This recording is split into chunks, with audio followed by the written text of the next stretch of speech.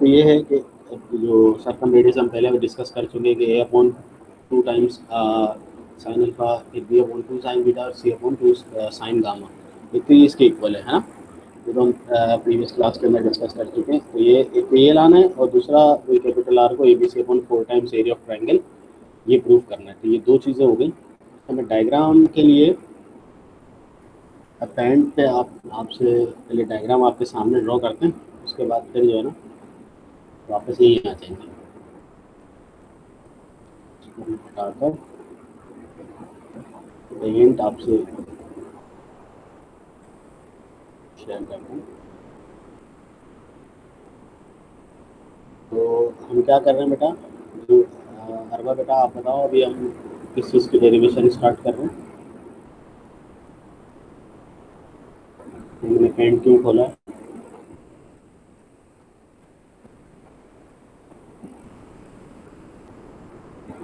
Yes अरबा।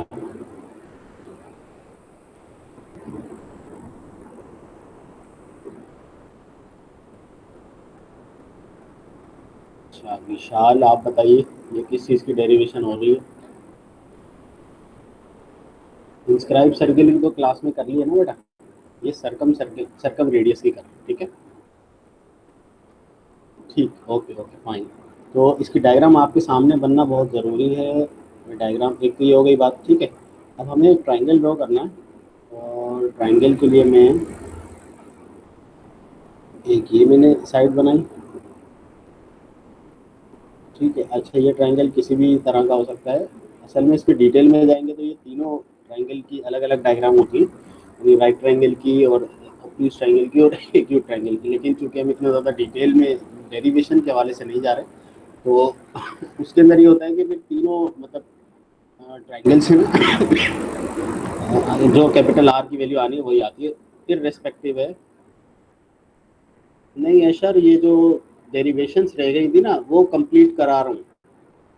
Derivation रह गई थी ना कैपिटल आर वगैरह की। अच्छा तो सर्कम रेडियस, अच्छा ये ट्रायंगल बना बेटा, इसको मैं नाम दे दूंगा ए बी सी। अभी वहाँ मैं डायग्राम आपसे आपको दिखाता हूँ। तो ए बी सी,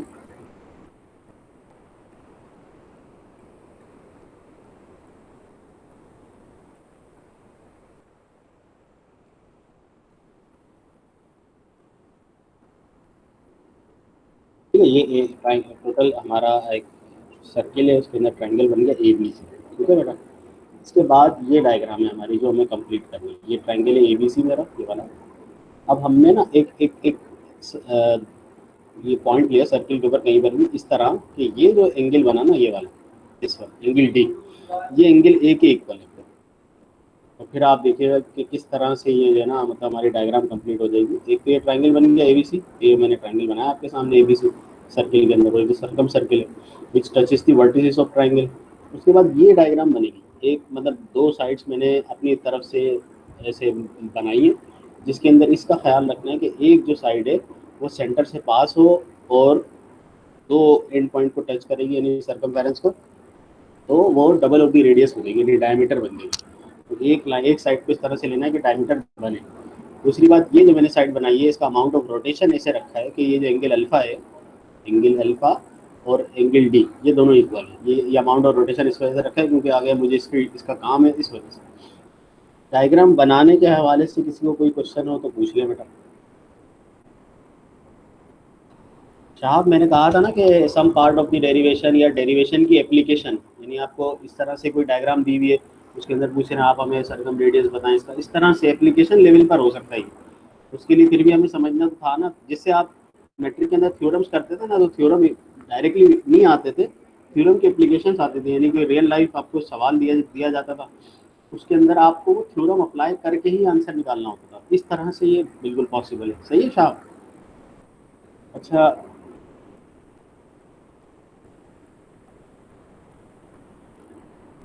मुझे डायग्राम का वो कंफर्म कर दें बेटा सारे स्टूडेंट्स, डायग्राम सबको क्लियर है, डायग्राम कैसे बनी क्या हुआ।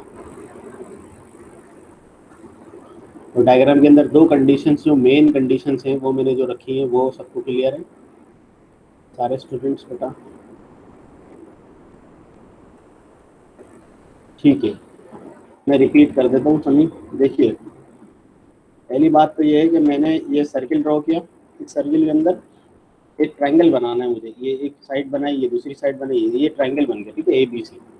इसके अंदर मैंने नेमिंग कर दी ए बी सी। अब मुझे जो और डायग्राम आगे कंप्लीट करनी है ना, वो डायग्राम ये है जो मुझे चाहिए, ये ट्रायंगल है ए बी सी। और अब मुझे एक और एंगल बनाना है, यानी बेसिकली ट्रायंगल बनाना है। तो दो साइड जिसके लिए मुझे रिक्वायर्ड है, एक साइड मैंने ये वाली पिक कर ली, सच दैट द कंडीशन ये वाला, ये जो बी सी डी ट्रायंगल बन गया ना, इसकी कंडीशन ये बनने की कि एक साइड तो सेंटर ऑफ द सर्कल से पास होगी, यहाँ रेडियस से डबल होगी, रेडियस होगी, ठीक है।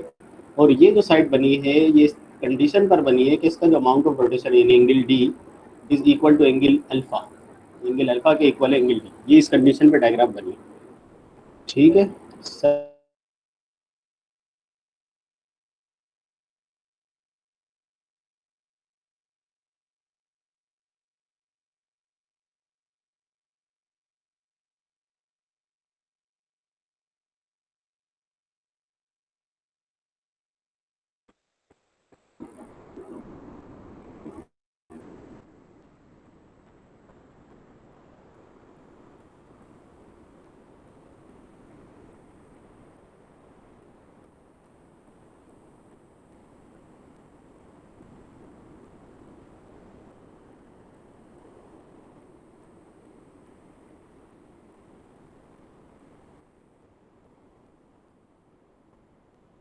हाँ, स्क्रीन मैंने असल में वो हटाई थी तो दूसरी वाली शेयर की, स्क्रीन विजिबल है सबको। अच्छा, तो अब मैं वो जो डायग्राम है हमारी, वो डायग्राम मैंने यहाँ ड्रॉ करनी है, और डायग्राम ड्रॉ करने के बाद सारा काम करना है। तो उससे पहले एक काम मैं यहाँ कर देता हूँ,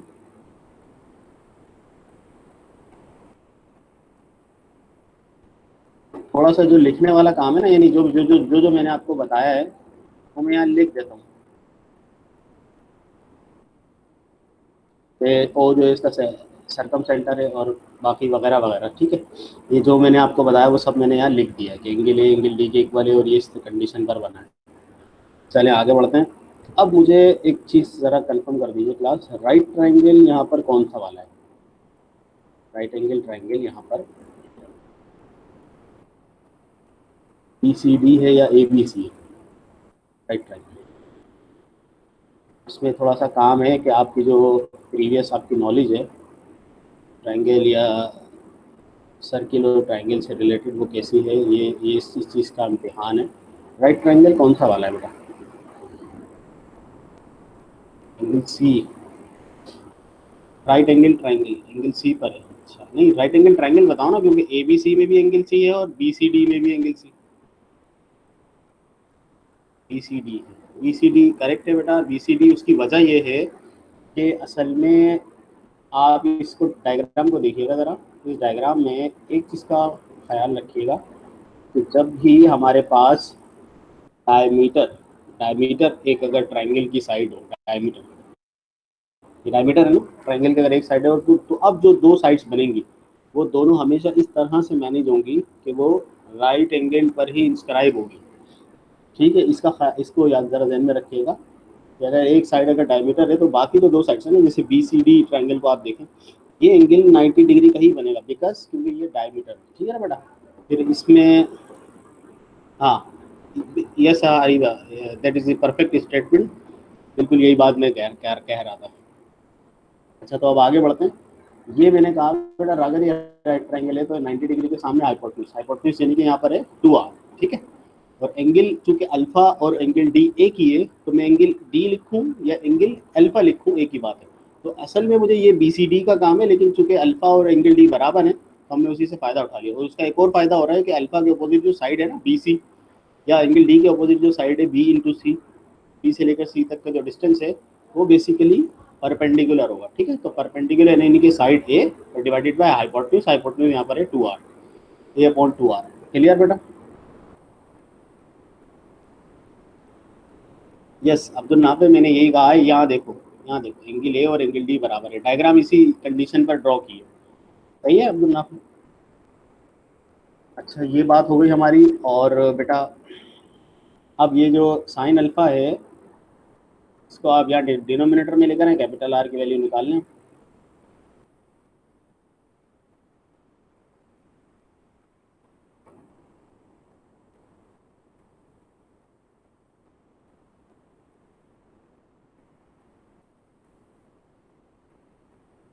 ये मेरे पास कैपिटल आर की वैल्यू आ गई, क्योंकि ए अपॉन टू साइन अल्फा। अच्छा, इसी तरह से अगर मैं एंगल बी को कंसिडर करता, एंगल सी को कंसिडर करता, तो मैं ऐसे ये वाली ड्रॉ कर लेता, B upon two sine beta, C upon two sine gamma, है ना। तो ये सारे ड्रॉ हो जाते। बट क्योंकि अभी हमारी वाली कंडीशन नहीं आई है जो हमें लानी थी, तो मुझे एक बात बताइएगा कि ये जो साइन अल्फा है, इसका अगर मैं हाफ एंगल ड्रॉ करता हूँ, तो हाफ एंगल कुछ ऐसे होगा, अगर किसी को याद है। साइन अगर टू थीटा होता है तो टू साइन इंटू कॉस होता है ना, साइन टू थीटा होता है टू साइन इंटू कॉस। लेकिन अगर ये साइन थीटा है तो आगे जाके राइट साइड पे एंगल हाफ हो जाएगा ना, याद है क्लास?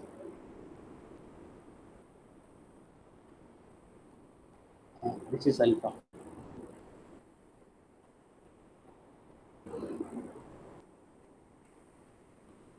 हाफ एंगल वाली बात ये सबको समझ में आ गई बेटा? सही है बेटा? हाँ, ये वो मैंने करेक्ट कर दिए साहब और साजा। बेटा हाफ एंगल वाली बात सबको क्लियर है? साइन टू थीटा होता है टू साइन इंटू कॉस, तो अगर मैं साइन थीटा की वैल्यू निकालूंगा तो two sine theta point two cos theta point two, chapter number 10, उसमें हाफ एंगल या डबल एंगल फॉर्मूलाज की मदद से ये काम हुआ है। अच्छा, अब ये टू टू टाइम्स हो गया फोर, ठीक है, ये तो हो गया फोर, ये अपॉन फोर, यहाँ तक तो बात सही है। लेकिन अब ये जो साइन अल्फा अपॉन टू और कॉस अल्फा अपॉन टू है ना, वो वही वाले फॉर्मूलाज जो अभी हम पढ़ चुके हैं, साइन और कॉस के formulas in terms of sides. तो हम पहले ये बात कर चुके हैं कि भाई साइन में जो है, जैसे अल्फा है तो ए साइड नहीं होगी, और कॉस में जो है वो साइड ए आएगी। तो ए बी और एस माइनस सी, यहाँ आएगा बेटा एस और S minus C over B into C divide by B into C. यहाँ तक हो गई बात। अब ये है बी स्क्वायर सी स्क्वायर, तो रूट निकल जाएगा तो बी इंटू सी हो जाएगा। अगर मैं इसको सिंप्लीफाई करता हूँ,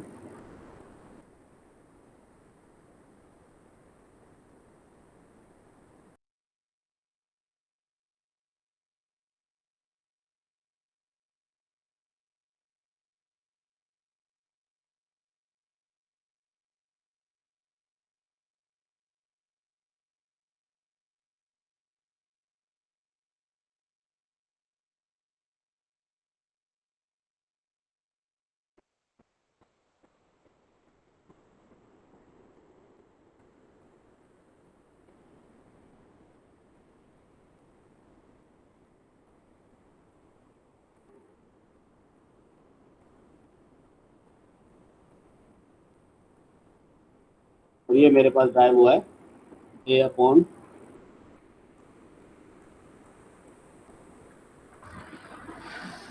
और साझा ये वही वाले फॉर्मूलाज है ना जो लास्ट क्लास में ड्राइव किए हैं, sine alpha upon two cos alpha upon two in terms of sides.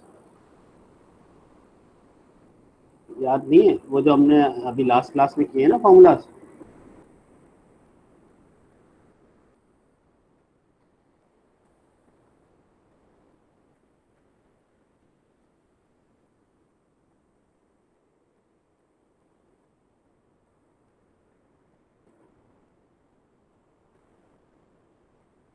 ये वाला फॉर्मूला, ठीक है।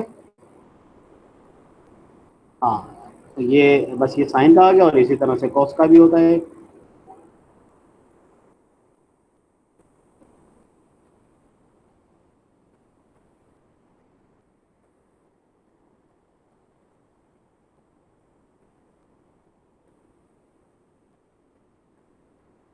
सही है बेटा? तो ये हाँ हमारी डेरिवेशन आ गई।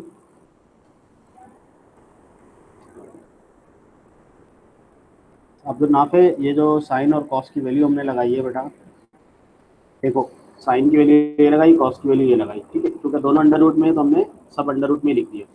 अब ये एस माइनस एस माइनस से अंडर रूट में है, जो कि एरिया ऑफ ट्राइंगल के बराबर है, और ये B square C square root ले लेंगे तो बी इंटू सी। अब ये बी इंटू सी चले जाएगा न्यूमरेटर में, तो ये हो गया ए बी सी न्यूमरेटर में, और ये है under root S S minus C area of triangle है, A B C upon four times area of triangle. सही है बेटा? ये वाली बात क्लियर हो गई सबको?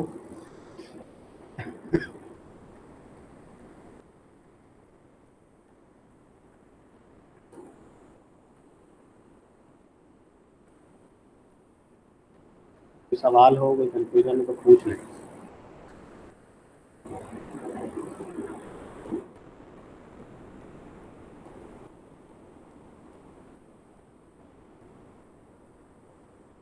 फर्स्ट स्टेप जो मैंने ये वाला स्टार्ट जो किया है,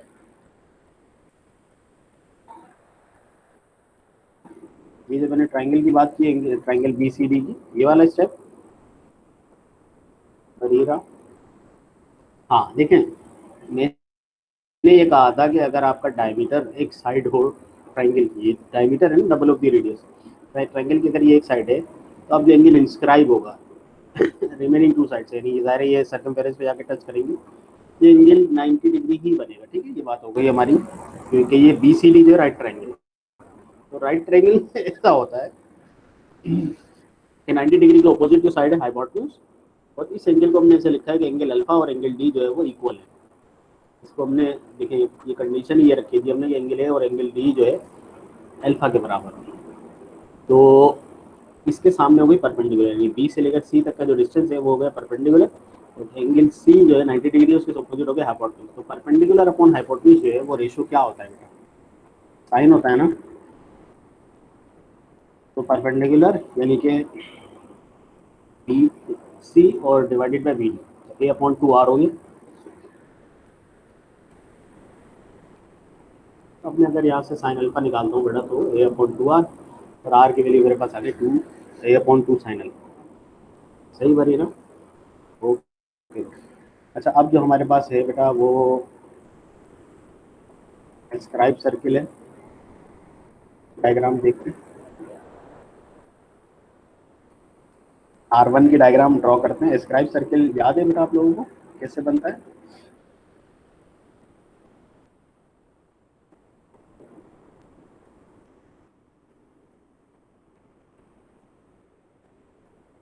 डायग्राम सही है ना डायग्राम? ये मेरे पास बेटा ट्राइंगल ए बी सी, उसके ऑपोजिट क्योंकि R1 है तो वर्टेक्स ए के ऑपोजिट सर्किल बनेगा यहाँ आउटसाइड। ठीक है, ये सर्किल बना और इसका रेडियस होगा R1 और सेंटर मैंने फिलहाल I1 कह दिया। यहाँ तक क्लियर है बेटा?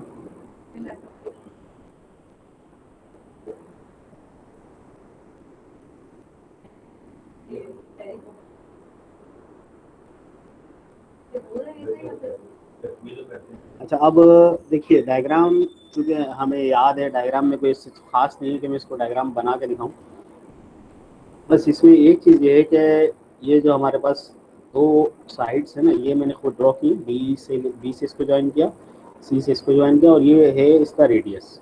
ठीक है ना, ई रेडियस या स्क्राइब रेडियस, ये है इसका रेडियस। अब हमें करना क्या है, किस लॉजिक पे R1 को ड्राइव करना है, वो लॉजिक समझेगा बेटा, क्योंकि मैं आगे जो वर्किंग करूँगा वो लॉजिक। तो मैंने सिर्फ इतनी सी बात कही है कि जो स्क्राइब सर्किल होता है,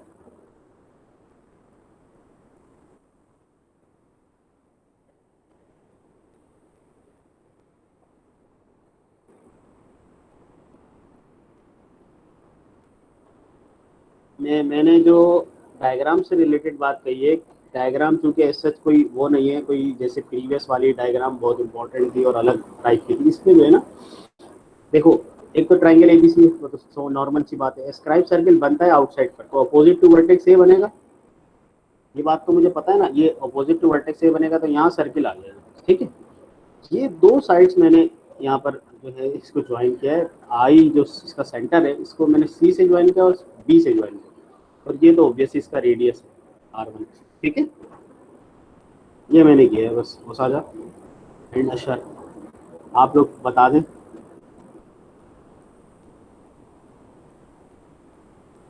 ठीक है, तो ये हो गई डायग्राम से रिलेटेड बात। अब डायग्राम के मतलब किस लॉजिक पे मैं ड्राइव करूंगा वो इम्पोर्टेंट है, उसको ज़रा देखें, उसको समझते हैं।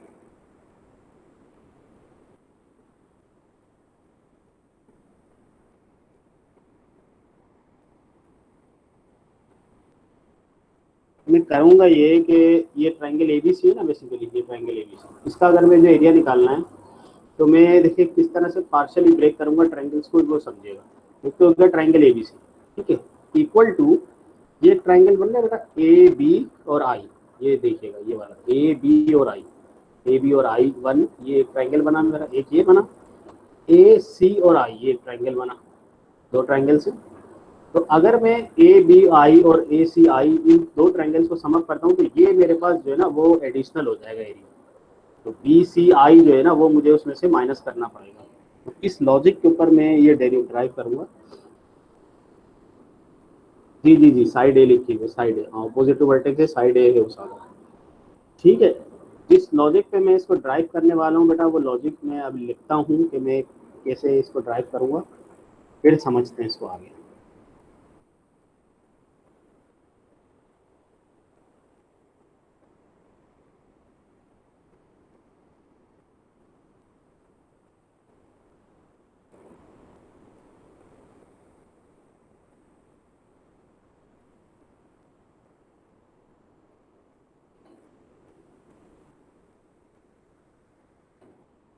ट्राइंगल एबीसी का एरिया वो जरा समझिएगा बेटा, ए बी और आई, ये एक triangle A B I one,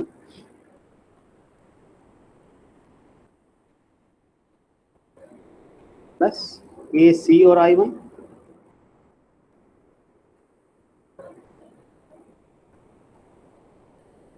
this one A C और आई वन। अब हुआ क्या, इसमें ये बी सी आई वन जो है ना ये हो गया ज्यादा, अब इसी को माइनस करा दें।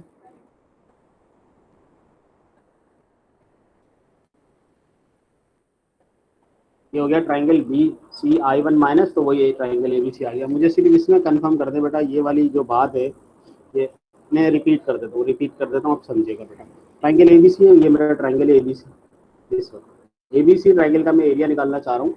क्या मैं इस तरह से लिख दूँ बेटा, A B I one, A C I one, A B I one plus A C I one. तो जब मैं लिख दूंगा तो ये ट्राइंगल देखिए, ये पोर्शन यहाँ से आया ए बी आई वन से, और ये पोर्शन आया ए सी आई वन से, ये पोर्शन तो ज्यादा हो गया ना इसमें, तो आपने यही पोर्शन बी सी और आई वन ये माइनस करवा दिया।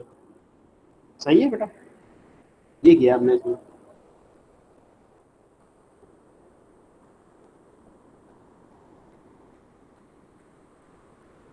ऐसा बताइए बेटा, समझना है?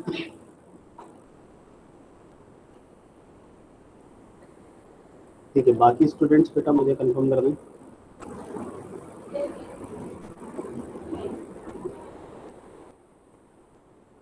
ठीक है, बस अब देखें, एक चीज का और ख्याल रखना है, जब आप किसी ऑब्ट्यूज ट्राइंगल की हाइट देखते हैं तो वो हाइट असल में बेसिकली ट्राइंगल के बाहर चले जाती है। यानी ये बात आपको समझ में आती है या नहीं? इसी ट्राइंगल ओप्यूज ट्राइंगल की, वो एक ओप्यूज, दो ओप्यूज ट्राइंगल है, अगर उसकी आप हाइट निकालते हैं तो वो ट्राइंगल के बाहर से हाइट बनती है। तो मैं ये समझाता हूँ जरा।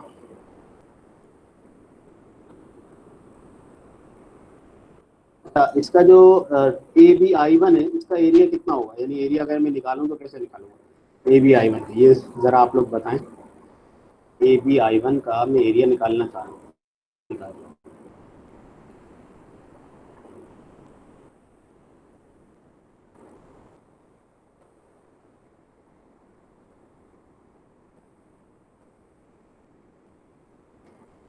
देखिएगा बेटा, ए बी और आई वन ये है ट्राइंगल मेरा ना, लेकिन ये जो एंगल है ना, मैं जो ओप्यूज ट्राइंगल की बात कर रहा हूँ बेटा, ये ओप्यूज ट्राइंगल है, जिसमें ओप्यूज ट्राइंगल है ना 90 डिग्री यहाँ तक बनेगा तकरीबन, उससे भी आगे चला गया। तो इसकी जो हाइट होगी ना बेटा ये वाली होगी, समझ में आ रही है बात? ए बी आई वन वो तो सही है, इसकी बेस तो यही है, दिस वन इज बेस, लेकिन जो इसकी हाइट होगी ना वो ट्राइंगल के आउटसाइड जा रही होगी।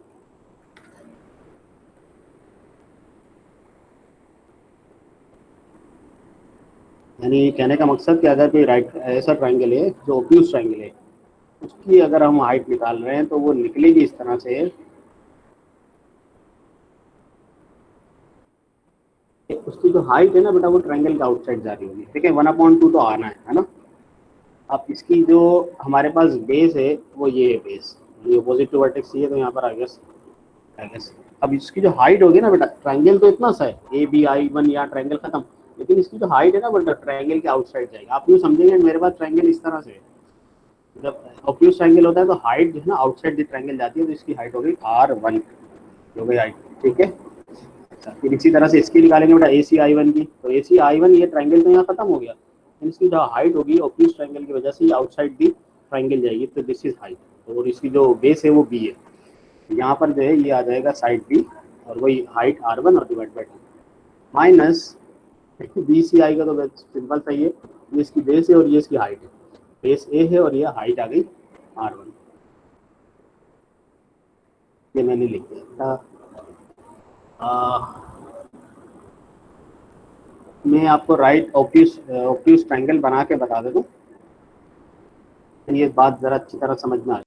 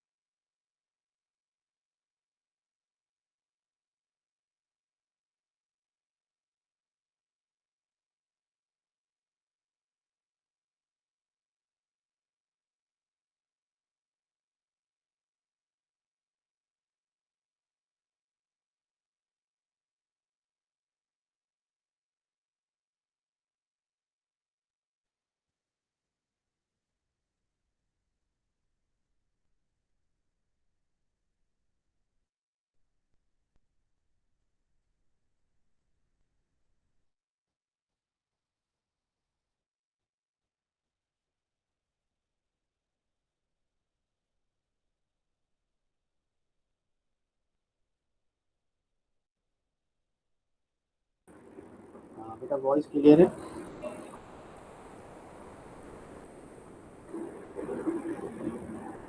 ठीक है, मैं ऑब्ट्यूज ट्रायंगल आपको बना के बता देता हूँ।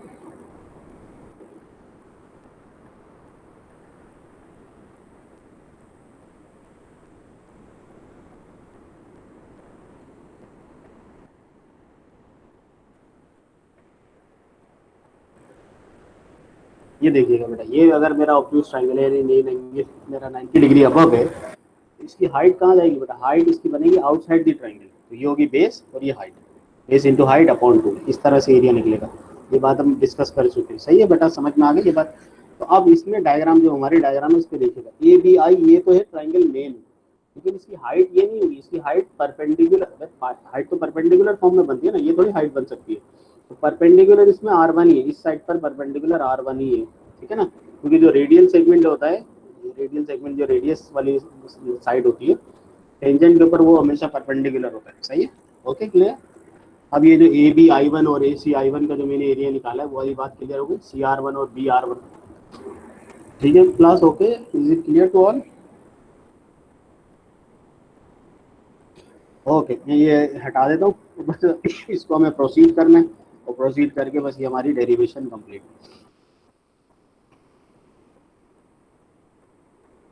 इसमें मैं अगर हाफ कॉमन ले लूँ,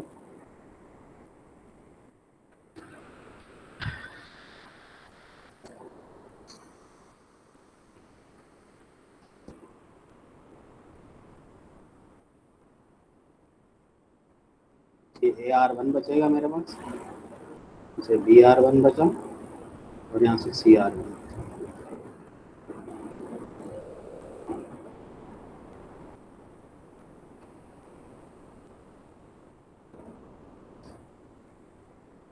आर वन, ये जो हमारा क्या बचेगा बेटा? सी प्लस बी माइनस ये बचेगा। अब मुझे बताइएगा कि ये जो हमारा एस होता है, वो किसके बराबर है? ए प्लस बी प्लस सी, ठीक है। और अगर मैं ए प्लस बी प्लस सी की वैल्यू इससे निकालता हूँ, तो 2s के बराबर, ये पुराना काम है हमारा। अब इसी 2s के अंदर आप क्या करेंगे बेटा? माइनस ए चाहिए ना मुझे, तो माइनस टू है यहाँ पर, और शुरू में भी यहाँ माइनस टू। लास्ट टाइम याद है ऐसा किया होगा, किया था हमने, टू इंटू एस माइनस ए, तो यहाँ क्या हो जाएगा बेटा? बी प्लस सी माइनस का ए। ये हमारी बात हो गई थोड़ी सी, इसमें यहाँ सब्सटीट्यूट करने की बात हो गई।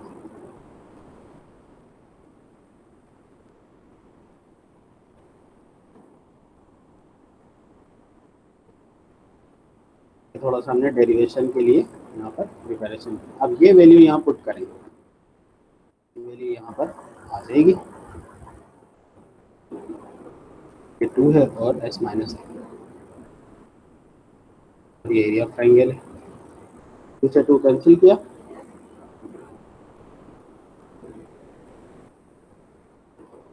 और आर वन क्या आ रहा है बेटा हमारे पास? R one is equal to area of triangle over S minus.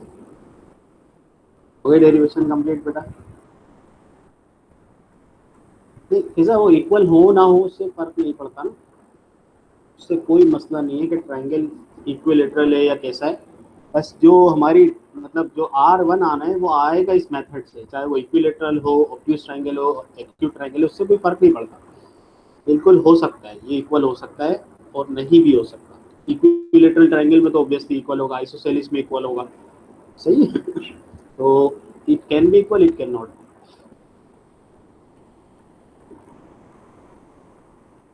अच्छा, सही है बेटा। तो हमारे पास और एक आखिरी रह गई है। मैंने हाफ एंगल्स वाली तो सब ड्राइव करवा दी थी, एक एक रह गई हमारे पास डेरिवेशन, वो भी इन सेंस के आपसे पूछी जा सकती है।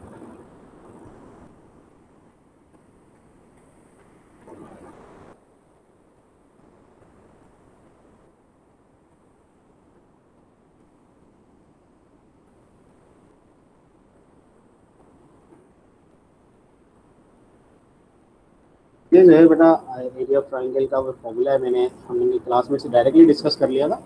तो इसको ड्राइव करते हैं तो एक चीज़ जो हमें पता है वो ये है, ए सी साइन बीटा या ए बी साइन गामा, मतलब वो तो आप जो दो साइड लेंगे उसका इंक्लूडेड एंगल आ जाएगा। एरिया ऑफ ट्राइंगल निकालने का केस वन है ये, when two sides and the included angle is given to you. ठीक है, अब साइन बीटा को क्या मैं वही हाफ एंगल में ब्रेक कर सकता हूँ? साइन बीटा को मैं इसे टू और टू में ब्रेक कर सकता हूँ बेटा। अब यहाँ two sine theta cos theta वाला फॉर्मूला लगा दें, है ना, two sine theta cos theta वाला फॉर्मूला अप्लाई करें यहाँ पे, तो ये कुछ ऐसे हो जाएगा।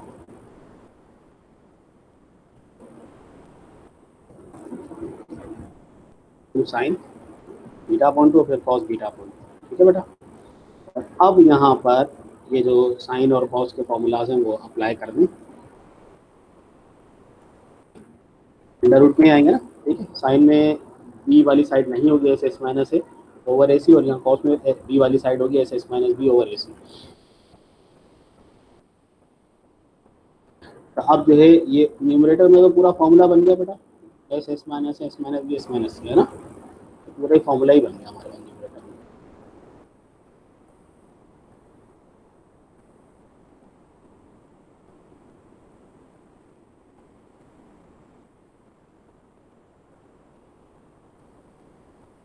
तो डिनोमिनेटर का बताएं बेटा, डिनोमिनेटर में क्या हुआ, वो जो ए और सी है वो डिवाइड में आ जाएगा, ए और सी। ठीक है,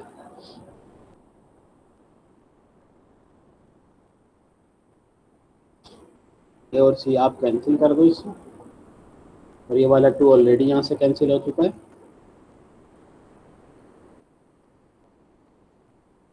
और ये मेरा आ गया एरिया ऑफ ट्रायंगल का formula.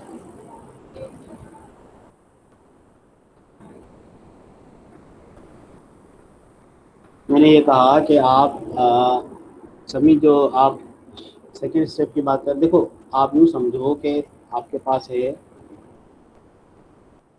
Sign to theta,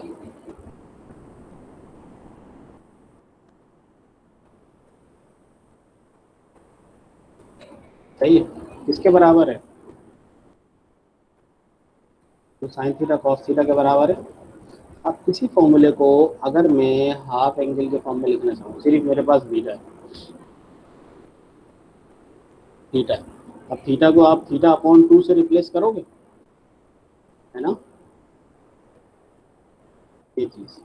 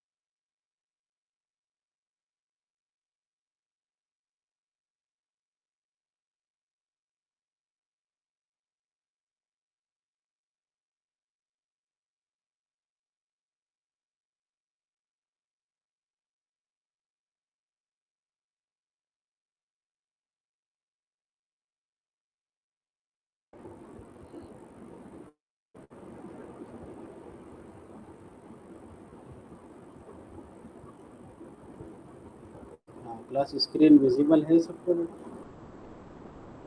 screen visible है सबको बेटा? ओके। तो अब एक आखिरी जो है हमारे पास टेंजेंट लॉ वाली रह गई है, और फिर उसके बाद ये चैप्टर हमारा मुकम्मल। टेंजेंट लॉ हमने क्लास में डिस्कस किया है क्लास या नहीं, या मैंने सिर्फ बता के बस छोड़ दिया, या डिस्कस ही नहीं किया?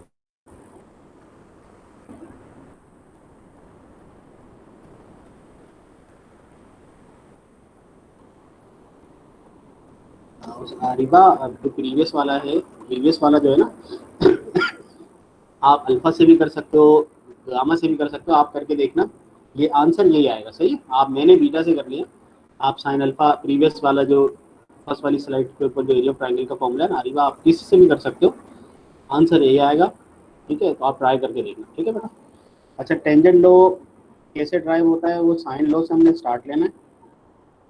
और आप यहाँ देखिए, एक जगह साइड्स जो है एक जगह पर है ना, साइड्स जो है एक जगह पर है, तो मैंने यहाँ ऐसे लिया कि A upon sine alpha, B upon sine beta, sides को एक जगह कर दिया, एंगल्स को एक जगह कर दिया।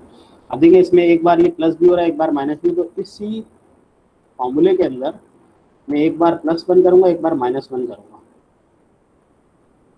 एक बार प्लस वन किया बेटा, एक बार माइनस वन किया, तो ये मेरे पास आ गया। ठीक है, या अगर आप मैट्रिक की एक प्रॉपर्टी होती थी वेरिएशन चैप्टर की, कंपोनेंडो डिविडेंडो, अगर वो भी आप कर अप्लाई कर दें डायरेक्ट, तो वो भी सही है। बस अब बेटा इनको है ना, डिवाइड एक्सप्रेशंस को डिवाइड करना है, और डिवाइड करके देखो क्या होगा। दोनों के डिनोमिनेटर में यहाँ लेफ्ट साइड पर बी है, तो ये बी कैंसिल, दोनों के राइट साइड पे दोनों के डिनोमिनेटर में साइन बीटा है, बीटा कैंसिल। अब यहाँ वो फॉर्मूला लगेगा sine P minus sine Q, sine P plus sine Q वाला। तो इसमें कॉस पहले आता है, साइन बाद में, इसमें साइन पहले आता है, कॉस बाद में।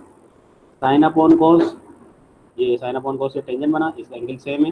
कॉस अपॉन साइन कॉट बनेगा, तो मैं इस कॉस को डिनोमिनेटर में ले गया, तो sine upon cos tan denominator में बन गया। ये टेंजेंट का फॉर्मूला है। ये तो आप डेरिवेशन आप खुद भी देख लेते तो ये समझ में आ जाती है आपको। ठीक है ना बेटा? ये हमारा चैप्टर मुकम्मल हो गया। और नेक्स्ट जो हमारा है वो पीरियोडिक फंक्शंस और ग्राफ वगैरह से रिलेटेड है। उसके बाद फिर सॉल्यूशन ऑफ ट्रायंगल करके इस ट्रिग्नोमेट्री को ख़त्म कर देंगे। अच्छा, अभी का जो यूनिट है बेटा वो मेरा ही है मैथ्स का, लेकिन वो चूँकि कंबाइन है, उस कंबाइन यूनिट में जिन स्टूडेंट्स वो मतलब जो स्टूडेंट्स जिन्होंने अभी तक